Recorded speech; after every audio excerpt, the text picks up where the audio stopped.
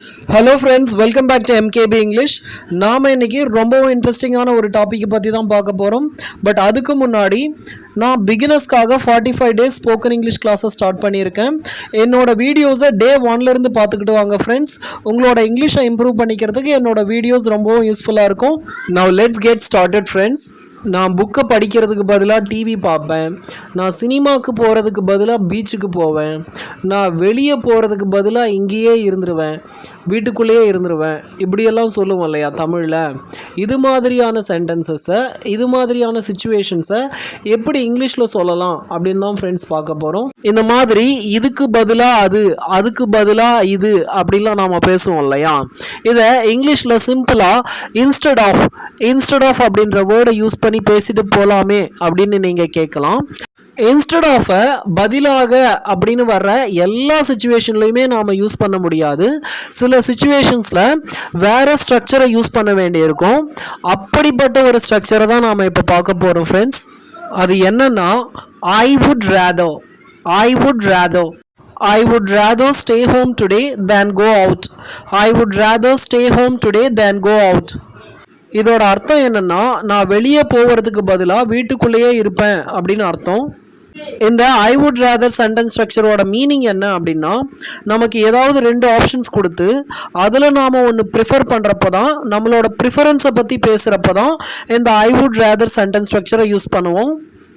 இங்கே வெளியில் போகிறதா இல்லை வீட்டில் இருக்கிறதா, இதில் எது பிடிக்கும் அப்படின்னு பார்த்தோம்னா வீட்டில் இருக்கிறதா பிடிக்கும் அப்படின்னு நம்ம சொல்ல வர்றப்போ இந்த ஐ வுட் ரேதர் சென்டென்ஸ் ஸ்ட்ரக்சரை யூஸ் பண்ணுறோம். முதல்ல ஐ அப்படின்ற சப்ஜெக்ட் வரும், அதுக்கு அடுத்து வுட் ரேதர் வரும், அதுக்கு அடுத்து V1 ஃபார்ம் ஆஃப் வர்பை யூஸ் பண்ணணும். சரி, இதை சிம்பிளாக நாம் இன்ஸ்டெட் ஆஃப் அப்படின்ற ஃப்ரேஸை யூஸ் பண்ணி சொல்லலாம் இல்லையா. I will stay home instead of going out அப்படின்னு சிம்பிளாக சொல்லிடலாம் இல்லையா அப்படின்னு நீங்கள் கேட்கலாம்.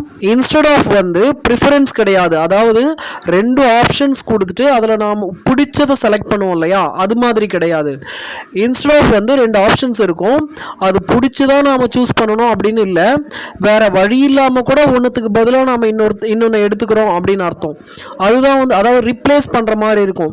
ஸோ அதை தான் நாம் அந்த சுச்சுவேஷனில் தான் நாம் இன்ஸ்டெட் ஆஃபை யூஸ் பண்ணுவோம். ஆனால் ஐ வுட் ரேதர் அப்படின்றது வந்து ரெண்டு ஆப்ஷன்ஸில் நமக்கு பிடிச்சதை செலக்ட் பண்ணுறப்ப தான் நாம் ஐ வுட் ரேதரை யூஸ் பண்ணுவோம். ஐ would rather drink tea than coffee. I would rather drink tea than coffee. இதோட அர்த்தம் என்னென்னா, நான் காஃபியை விட டீயை தான் ப்ரிஃபர் பண்ணுவேன் அப்படின்னு அர்த்தம். சரி, இப்படி நாம் ப்ரெசன்ட் டென்ஸில் பேசுகிறதுக்கு யூஸ் பண்ணுவோம். இதையே பாஸ்ட் டென்ஸில் பேசணும் அப்படின்னா அதுக்கு எப்படி ஸ்ட்ரக்சரை மாற்றி யூஸ் பண்ணலாம் அப்படின்னு பார்க்கலாம் friends. I would rather have state home yesterday. I would rather have state home yesterday.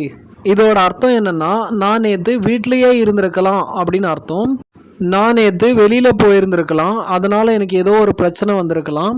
So அந்த சமயத்தில் நான் என்ன சொல்லுவேன் அப்படின்னா, நான் நேற்று வீட்லேயே இருந்திருக்கலாம் அப்படின்னு சொல்லுவேன்.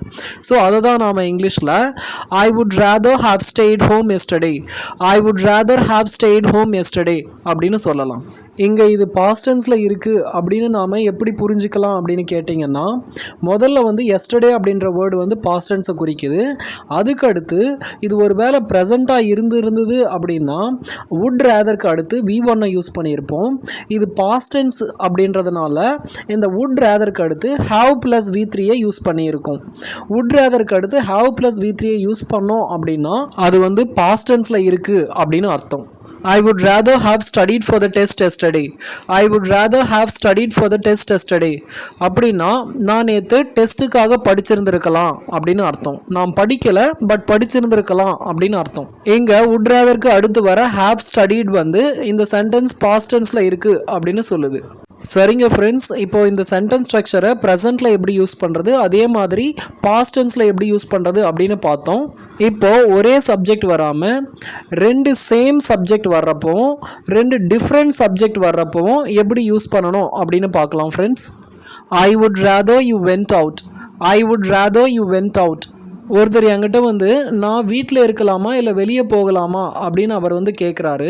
அதுக்கு நான் என்ன சொல்கிறேன் அப்படின்னா, நீ வெளியே போகலாம் அப்படின்னு நான் சொல்கிறேன். வீட்டில் இருக்கிறதுக்கு பதிலாக வெளியே போகலாம் அப்படின்னு நான் என்னோட ப்ரிஃபரன்ஸை சொல்கிறேன். இங்கே இதுக்கு முன்னாடி நாம் பார்த்த சென்டென்சஸ் வந்து ஐ அப்படின்ற ஒரு சப்ஜெக்ட் மட்டும்தான். ஆனால் இங்கே ஐ வுட் ரேதருக்கு அடுத்து யூ அப்படின்ற டிஃப்ரெண்ட் சப்ஜெக்ட் வந்திருக்கு. ஐன்னா நான், யூன்னா இன்னொருத்தர் இல்லையா? ஸோ இங்கே 2 சப்ஜெக்ட் வந்திருக்காங்க. ஆனால் இதுக்கு முன்னாடி நாம் பார்த்த சென்டென்சஸில் ஐ, நான் அப்படின்ற ஒரே ஒரு சப்ஜெக்ட் மட்டும்தான் வந்திருக்கு, சேம் சப்ஜெக்ட் மட்டும்தான் வந்திருக்கு. இங்கே வெண்ட் அப்படின்றது வந்து பாஸ்ட் வெர்ப். என்னதான் இது பாஸ்ட் வேர்பாக இருந்தாலும் ப்ரெசன்ட் டென்ஸை தான் குறிக்கும். வீட்டில் இருக்கலாமா இல்லை வெளியே போகலாமா அப்படின்னு அவர் ப்ரெசண்ட்டை இண்டிகேட் பண்ணுற மாதிரி, ஃப்யூச்சரை இண்டிகேட் பண்ணுற மாதிரி தான் என்னை கேள்வி கேட்குறாரு. நானும் அதுக்கு ஐ would rather you went out அப்படின்னு சொல்கிறேன். ஸோ இது வந்து கம்ப்ளீட்டாக ப்ரெசன்ட் டென்ஸ் தான். ஆனாலும் நாம் வெண்ட் அப்படின்ற பாஸ்ட் வேர்பை தான் யூஸ் பண்ணணும். ஏன் அப்படி யூஸ் பண்ணணும் அப்படின்னா, சேம் சப்ஜெக்ட் வந்தால் தான் நாம் ப்ரெசன்ட் டென்ஸில் வுட் ரேதருக்கு அடுத்து V1 யூஸ் பண்ணணும். இது மாதிரி ஐ, யூ அப்படின்னு டிஃப்ரெண்ட் சப்ஜெக்ட் வந்தது அப்படின்னா நாம் வுட் ரேதருக்கு அடுத்து அந்த செகண்டாக இன்னொரு சப்ஜெக்ட் வரும் இல்லையா, அதுக்கு அடுத்து V2 தான் யூஸ் பண்ணணும். ஐ would rather you went out அப்படின்னா நீ வெளியே போகிறது தான் எனக்கு நல்லதாக படுது அப்படின்னு அர்த்தம். ஐ would rather you studied for the test. I would rather you studied for the test. இப்போது ஒருத்தர் வந்து என்கிட்ட கேட்குறாரு, நான் டெஸ்ட்டுக்கு படிக்கணுமா இல்லை விளையாட போகணுமா, ரெண்டுத்து மேலேயுமே இன்ட்ரெஸ்ட் இருக்குது, என்ன பண்ணணும் அப்படின்னு புரியல அப்படின்னு கேட்குறாரு. நான் அவருக்கு என்ன சொல்கிறேன் அப்படின்னா, ஐ would rather you studied for the test அப்படின்னு சொல்கிறேன். இங்கே நாம் என்ன தான் ஸ்டடீட் அப்படின்ற பாஸ்ட் வேர்பை யூஸ் பண்ணாலும் அது ப்ரெசன்ட் டென்ஸை தான் குறிக்கும். அவ்வளோதான் ஃப்ரெண்ட்ஸ். இந்த வீடியோ உங்களுக்கு பிடிச்சிருந்தது அப்படின்னா லைக் பண்ணுங்கள். மறக்காமல் என்னோடய சேனலுக்கு சப்ஸ்கிரைப் பண்ணுங்கள் ஃப்ரெண்ட்ஸ். தேங்க்யூ.